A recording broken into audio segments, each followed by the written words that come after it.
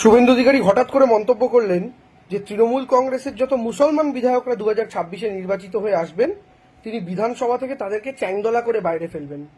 আপনারা একটা জিনিস ক্যালকুলেট করুন, একটা জিনিস চিন্তা ভাবনা করুন, বাংলার সাধারণ নাগরিকদের কাছে আমার অনুরোধ যে 2024-এর লোকসভা নির্বাচনে বিজেপি মুখ থুবড়ে পড়ার পর, সন্দেশখালী থেকে শুরু করে একের পর এক ইস্যুতে তারা এত হাইপ তুলে দেওয়ার পর, এক্সিট পোলে বিজেপি 30টা আসন পেতে পারে এরকম হাওয়া তোলার পর বিজেপি যখন দেখা গেল আগের আসনটাও তারা ধরে রাখতে পারেনি, 18 থেকে 12-তে নেমে এসছে, তৃণমূল 22 থেকে 29-এ চলে গেছে, বিজেপির কাছে আর কোনো অপশন ছিল না, বিজেপির কাছে আর কোনো রাজনৈতিক তাস ছিল না। উন্নয়ন নিয়ে তারা মমতা ব্যানার্জির সাথে লড়াই করতে পারছে না, লক্ষ্মীর ভান্ডারের তাদের কাছে কোনো কাউন্টার নেই, স্বাস্থ্যসাথী থেকে শুরু করে কন্যাশ্রী তাদের কাছে কোনো কাউন্টার নেই। ভারতীয় জনতা পার্টি শেষমেশ কোন রাস্তা চুজ করলো? উগ্র ধর্মীয় মেরুকরণের রাস্তা। আপনারা যদি শুভেন্দু অধিকারী একের পর এক বক্তব্য গত প্রায় 1 বছর ধরে নোটিস করেন, অর্থাৎ গত লোকসভা নির্বাচন পেরোনোর পর প্রায় 10 মাস ধরুন, 9-10 মাস, আপনারা দেখবেন প্রত্যেকটা মুহূর্তে একের পর এক নোংরা সাম্প্রদায়িক বক্তব্য তিনি রেখে গিয়েছেন। এবং স্বাভাবিকভাবে তিনি যখন এক একটা সাম্প্রদায়িক বক্তব্য রেখেছেন তিনি খুব ভালো মতোই জানেন যে বিরোধী রাজনৈতিক দল উল্টো দিকে যারা আছে তাদের মধ্যে থেকেও কেউ কেউ পাল্টা একটা কাউন্টার দেবে যেটা দিয়ে পোলারাইজ হবে। যেমন স্বাভাবিকভাবেই ধরুন আমাদের দলের বিধায়ক হুমায়ুন কবির, শুভেন্দু অধিকারী যখন এই কথাটা বলেছেন তিনি শুভেন্দু অধিকারীকে একটা পাল্টা কাউন্টার দিয়েছেন। এখন তিনি এই কাউন্টারটা দিচ্ছেন কারণ তিনি মুর্শিদাবাদের মতো একটা জায়গা থেকে রাজনীতি করেন, তার বক্তব্য হচ্ছে আমার কাছে আমার জাতি আগে, ধর্ম পরে, এই দল পরে। এই বক্তব্য রাখার পর তৃণমূল কংগ্রেসও তাকে শোকজ করেছে, কারণ তৃণমূল কংগ্রেস দল হিসাবে কোন রকমের এক্সট্রিমিজমকে সমর্থন করে না, সেটা ইসলামিক এক্সট্রিমিজম হোক, সেটা হিন্দু এক্সট্রিমিজম হোক, বা সেটা যে কিছু কিছু হতে পারে, আমরা সমর্থন করি না। তাই যে কোনো এক্সট্রিমিজমের পক্ষেই যারা থাকুক না কেন তাদেরকেই আমরা সরিয়ে দিই। আমরা অন্যদের ক্ষেত্রে যা করি হুমায়ুন কবিরকেও আমরা সেক্ষেত্রে শোকজ করা হয়েছে। কিন্তু এই যে হুমায়ুন কবির পাল্টাটা দেবেন বা এক দুজনেই পাল্টাটা দেবেন এবং সেই পাল্টাটা দেওয়ার পরে যে লড়াইটা আসলে ধর্ম ধর্ম হয়ে যাবে, এটা শুভেন্দু অধিকারী তো জেনে বুঝেই করেছেন।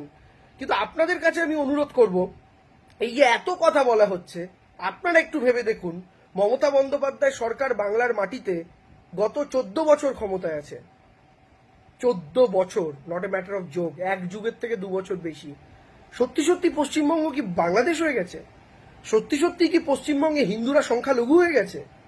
তৃণমূল কংগ্রেস ক্ষমতায় আসার সময় যা পার্সেন্টেজ বা রেশিও ছিল তা কি বদলে গেছে? বদলে যায়নি তো।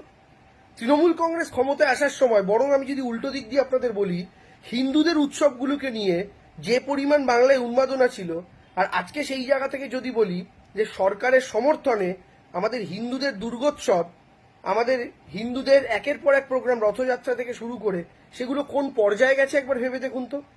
দুর্গাপুজো তো আমাদের হিন্দুদের উৎসব। সিপিএম এর সরকারের সময় দুর্গাপুজোকে সাহায্য করা সরকার করছে কোনোদিন শুনেছিলেন?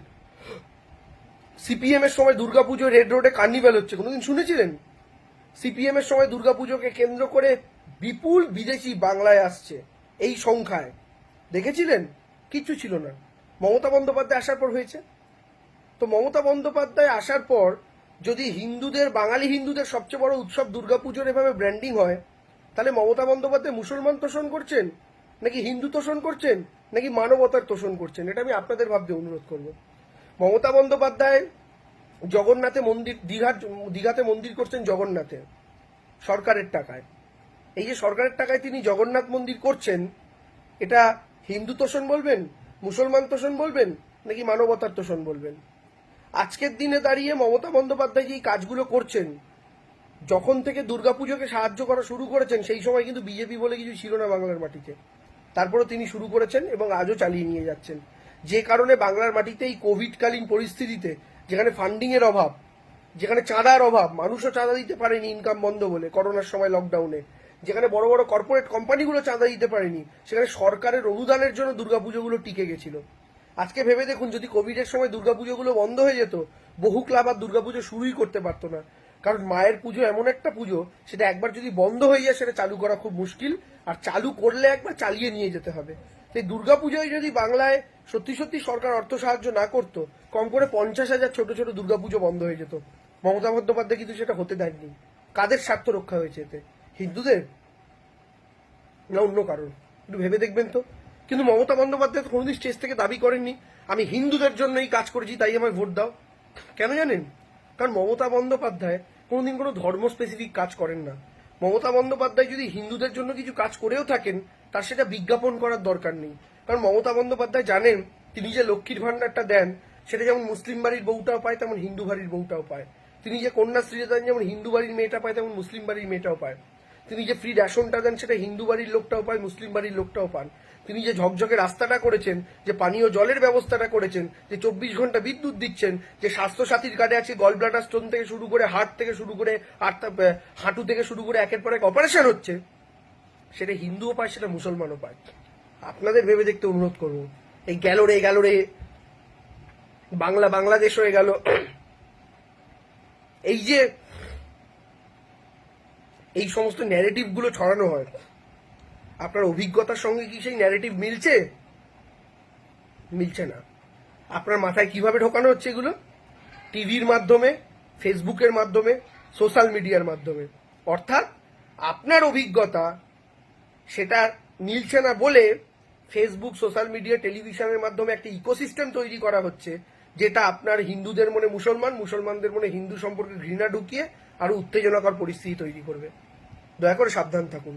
আর আমি শুধু লাস্টে একটা কথা বলবো, একটা জিনিস মাথায় রাখবেন, যখন দাঙ্গা হয় না কোনো এলাকায়, ধরুন আপনি এমন এলাকায় আছেন যেখানে কিছু হিন্দু আছে, কিছু মুসলমান আছে, মিক্স এরিয়া, ধরুন সেখানে কেউ একটা কাঠি করলো, কেউ একটা মন্দিরে গরুর মাংস কিংবা মসজিদে শুয়োরের মাংস ফেলে দিয়ে এলো, আমি দেখতে যাচ্ছি না কে করছে, বা কেউ কোথাও একটা পোস্টার লাগিয়ে দিল, যেমন কদিন আগে মুর্শিদাবাদে হয়েছিল, যে মোবাইলের মাধ্যমে ড্যাশবোর্ড, এই বিলবোর্ডে চেঞ্জ করে দিয়ে দাঙ্গা লাগিয়ে দিয়েছিল।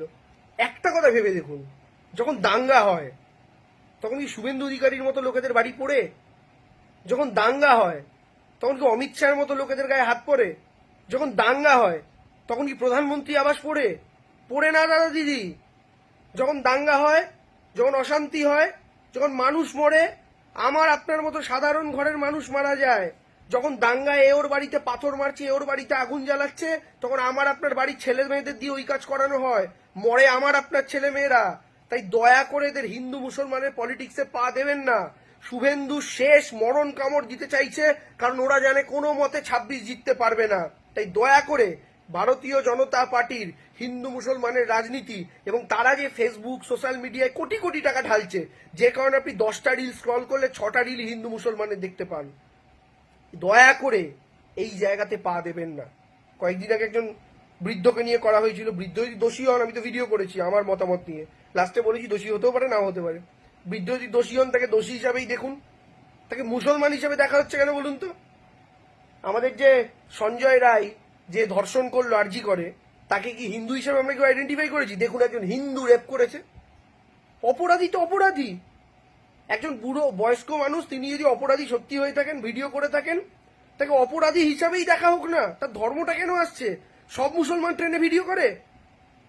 আজ অব্দি কোনো হিন্দু কোনো মেয়ের ভিডিও করেনি, করে ফেসে যায়নি? তখন কি তার ধর্ম নিয়ে আলোচনা হয়েছে? না তো। কেন হবে? কেন তার ভাষা নিয়ে, কার কার ধর্ম নিয়ে, তার জাত নিয়ে আলোচনা হবে? আজকে এটা হিন্দু মুসলমান নিয়ে আলোচনা হচ্ছে।